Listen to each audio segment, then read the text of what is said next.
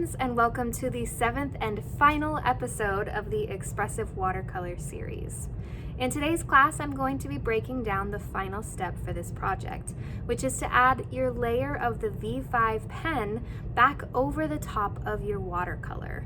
Now, the reason why it's important to keep those separate is because we want to make sure that we only add the Sharpie before we add our watercolor, because the Sharpie is permanent and will not bleed, whereas if we add the V5 first and then watercolor over the top of it, it would bleed like crazy. So we add our V5 after we have added our Sharpie, then done a layer of watercolor, and then our final step is just adding this V5 detail layer. So we're going to go through and use a lot of the pen techniques that you practiced at the very beginning of this project to help make sure that you have some shading or transitions where it goes from dark to medium to light. Now you should be able to see a smooth transition and not have any like solid chunky sections in these areas, and that's what we'll be practicing while applying these techniques to your face today. So I'm going to break down those steps. I also would like to talk about what you're going to be graded on for this project, since this is the last episode for this series. I want to remind you that in the packet that you began this project with, you have access to the rubric. So you should be checking this out as you're working to make sure that you are meeting all of the requirements. Really briefly, I would like to go through the different categories that you'll be graded on using this rubric and double check that you understand what you need to do to be successful in each of these categories. You need to work on having an accurate transfer, intricate details, visible pen texture techniques, and you had a couple of those to choose from, so making sure you can see multiple. A smooth transition from Sharpie to V5, overall use of pen value, pen craftsmanship, having a color scheme, incorporating watercolor techniques, watercolor creativity, and last but not least, effort and use of class time. So go through and read exactly what you need to do to reach the highest scores possible in all of those categories. And I am really excited to see how these projects turn out. So let's go ahead and start the demonstration of the steps for how to add in your final step of the V5 detail layer. In the last episode, we were adding in the Sharpie from the darkest parts of our picture, and we really only filled in the solid areas before we went over it with watercolor, which means that we need to add our transfer back in so that we can see all of those intricate details before we start adding them with the V5 pen. So after your watercolor is completely dry, you're going to flip your transfer page back over, which is why it's really important not to untape it, and you're going to go back through and add in as much detail as possible. When I'm completing this step, I like to flip my paper back and forth, so I'll lift up my transfer paper to see how it's going and kind of use that to help me figure out which details I need to go back through and continue working on adding. You can either complete this transfer method for one feature at a time, or you could go through with your pencil and do your transfer and add in your details for all of your entire portrait. It's really up to you. In this example, I just did it by one feature. I chose to work on this left eye first, and I think it's really helpful to take your reference photo page and to fold it so that the part that you're working on is directly next to the area that you are going to be filling in. I noticed that I could probably use my Sharpie to fill in some of these spaces, so I tried to find the more solid areas of black first and filled that in with the Sharpie. It's still okay to use Sharpie at this point. We just were waiting to add in the V5 till later. So I'm going to go through and fill in those solid areas of black with Sharpie, and then I'm going to transition into working with my V5. A good rule of thumb when working with your V5 pen is that pretty much all of your features even in the Sharpie sections, should fade out to V5 around the outside edges of those dark patches. So everywhere where you have those solid chunks of black, you should be subtly tapering them out or adding at least a little bit of a rougher edge with your V5 around the outside of all of those solid sections. While I was working on the cheek area, I realized this was a perfect example of why that's necessary, because when the cheek was just filled in with that solid section of Sharpie, it was very crisp and didn't look like there was very much transition or any real value or shading there. So I went through with my V5 to just create a smooth transition from that dark to a medium patch where you can see some of the white showing through with my pen, and then started to space it out even more to create a lighter patch. So I'm really working to create some value transitions with my pen, and you should be considering the value techniques that you learned on that first page of your packet where you were practicing with stipple, you were practicing with scribble, hatch, and crosshatch. And any of those value techniques where you are transitioning from dark to medium to light are going to make a huge impact when you're working with facial features like this.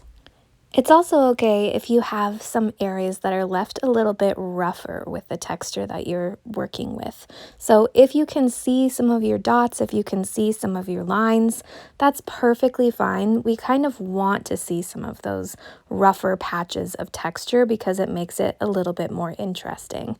So feel free to kind of encourage some of those areas. You just want to make sure that when you're working with the finer details that you are mostly using your V5 rather than leaving some of that visible texture with your Sharpie. You might remember from the episode where I was demonstrating how to use the Sharpie that I made the choice to leave some sections of highlights on the side of her hair, although in my example photo it is just solid black. And I did that just to make it a little bit more interesting, and I wanted some color to be able to show through.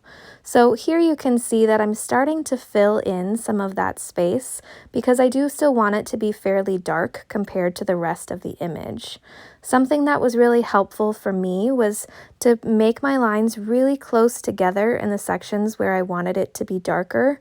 And then in the areas of the hair where it's bent out, that's typically where you see more highlights. So I went to those sections and I tried to just add a lot of really close together lines at the top and the bottom of those sections, and then worked to add in lines in between just to create some texture for the hair. I also made the choice to go along the outside edges and to add some just finer detail lines to make that outside edge of her hair a little bit more realistic and interesting. Although I was making the artistic choice to add in some details that were not actually present in my photograph, I did use my photo as reference for where some of the darker sections would be, just to help make my hair a little bit more realistic. So as you can see, I filled in a darker section that was sort of at a diagonal in the top left portion of her hair, just because I see that in the reference photo, and it does always help to make something look more realistic to really try to incorporate some details from your reference photo rather than just from your own imagination. A really helpful value change that I would like for you to be able to watch very closely is what I did in this section of her neck. So I worked really hard to add in sort of a scribble texture. I wanted this texture to be somewhat visible. So I started with my Sharpie and then slowly started spacing out my marks so that more from the colorful background would be able to show through.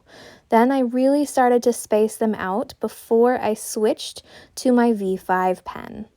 When I switched to my V5 pen, I tried to go back over the top of the Sharpie, so I didn't just start where my Sharpie ended.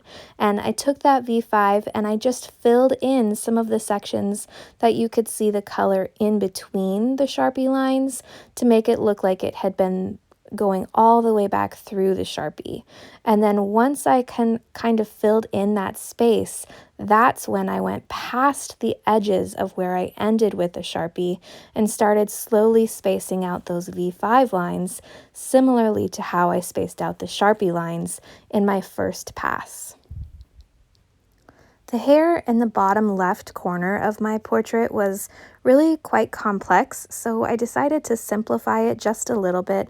And again, I still worked very closely from my reference photo to find details that I actually saw to make it more realistic, but I did just kind of simplify them and added in some of my own details just to have some fun with this. So I drew in some sections of hair that I knew that I wanted to leave lighter so that I would make sure not to fill in too much when I was working with my Sharpie.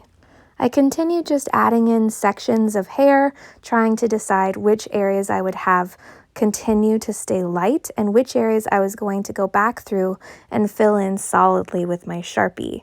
I wanted to incorporate some solid black sections, although there was a lot of highlights in that area, because I wanted to tie it together with the rest of my piece and all of the dark sections you see throughout. Remember that every area where you add Sharpie, you should also be adding your V5 pen layer to get that nice line variety. So I took my V5 pen and just added in some thinner lines in between those sections that I had created. And although I still wanted them to show through with my highlights, I think it is just as important to have an equal amount of Sharpie versus V5 pen. And this is how my project ended up turning out.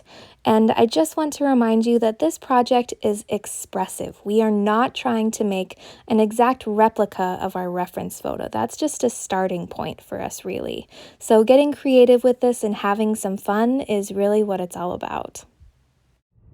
Thank you so much for taking the time to watch this episode. I hope it was helpful to see how to add in that final detail layer of the V5 pen.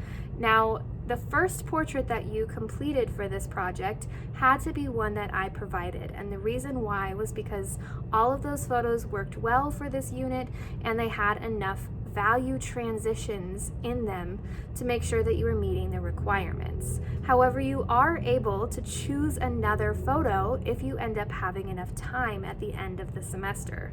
So if you refer back to the packet that you were working on at the beginning of this unit, you can see that there are step-by-step pictures of how to take just a normal image and turn it into the type of picture that we used for this project. So if you end up having enough time before the end of the semester, you are of course more than welcome to complete another of these portraits, and it can be of someone that you know, it can be a celebrity that you really like, it could even be an animal, it doesn't have to be a human.